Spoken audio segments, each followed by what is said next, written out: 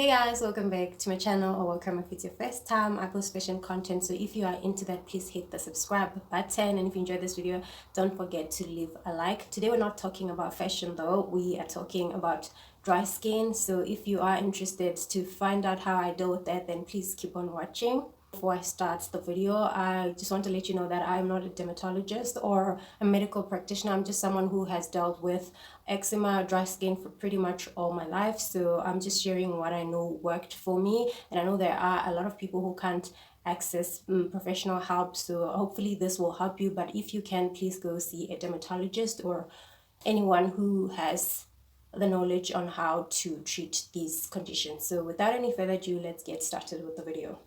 So I was filming another video before filming this one. That's why my face is all done up, and I'm using natural lighting. So if the lighting keeps on changing, that is why, and I'm so sorry. I'll be reading from my book everything that I am going to be talking about, because if I don't use the book, I feel like I'm going to forget many important things.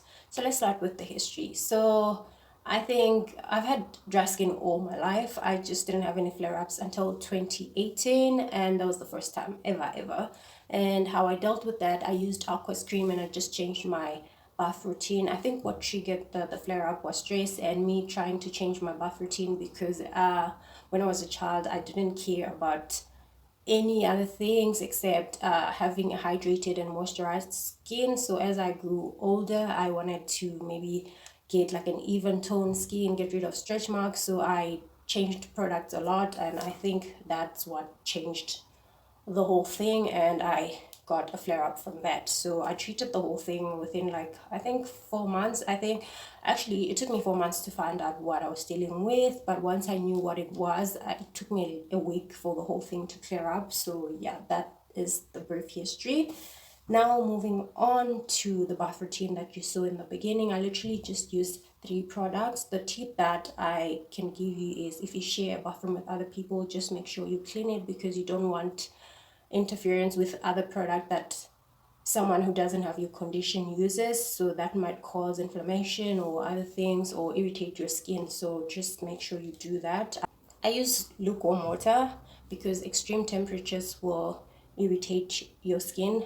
They irritate mine anyway, so I don't use extremely hot water or extremely cold water. It's always lukewarm water. And I add bath milk to my water. I got this from Discam together with everything else that I used, and everything was under 100 rand, so they're quite very affordable products.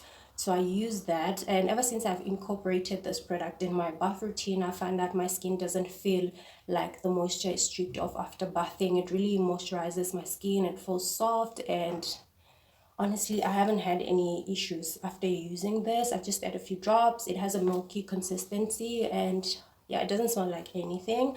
The soap that I use doesn't have any colorants or fragrance. It has glycerine, so it moisturizes my skin, and it doesn't smell like anything.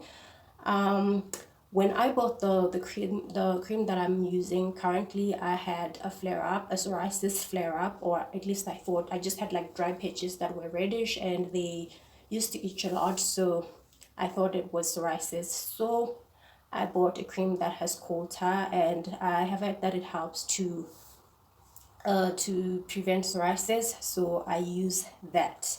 Another thing is exfoliating. I do not exfoliate as much as I do when I don't have flare-ups. If I have a flare-up, I'll exfoliate at most once a week, and I avoid shaving. I'm quite hairy, so it's stressful not having to shave your legs because you have a flare-ups. I just find that whenever I try to shave, if I have a flare-up, it just makes everything worse, so I stay away from that until the flare-up subsides. So yeah, I don't shave. And when you use the cream, when I use the cream rather, I literally look like a glazed donut. I apply a ton of product, and I do not dry my skin right after bathing. I just leave it a little bit damp and then apply the cream on top of damp skin so that it can be moisturized. Okay, another thing that some people add to their water is Epsom salts. As I've already said, my flare up in 2018 was caused mostly by stress, but I don't think it's the only thing. It was just like a combination of things, but stress I think was like the main thing. So Epsom salt, apparently it helps to relieve stress, or just any salt rather. So you can add that to your bath water. It will help to relieve stress and also maybe help you get rid of the eczema, but I do not add it personally. It's just something I heard from other people, so I can attest to it. And yeah, that is all containing my bath routine. Now let's talk about food. So with food, there's literally just two things that I don't eat. Well, there's quite a lot of food that I don't eat, and I think it has nothing to do with the eczema. It's just two things. So I don't eat eggs because apparently they're bad for eczema. But even before I discovered that I had eczema, I never used to like eggs, so it was okay for me to just quit eggs. And then another thing is dairy products. I didn't struggle with that because also I am lactose intolerant. The one thing that I used to eat, even though I'm lactose intolerant, is cheesecake. I just love cheesecake, and I still eat it occasionally, but not as much as I used to because I know it might cause some problems for me. And I drink a lot of water. Just make sure you are hydrated. It helps the skin as well. The one thing when it comes to clothing that I stay away from is wool. Wool is bad. It irritates my skin so bad. I don't think that I forgot to mention is that most of my flare-ups happen during winter. When it's cold, that's when my skin just starts to do things, which is why I hate winter. So yeah, I think that is all that I wanted to share with you. Honestly, if you have anything that you'd like to share with me or anyone who has eczema, please leave it in the comments down below. And if you found this video helpful or you enjoyed it, please leave a like or dislike if you didn't enjoy it. Any feedback really helps me out. If you do leave a dislike, please comment down below what you want to see me work on. So yeah, I'll see you guys in my next video. Thank you so much for watching. Bye.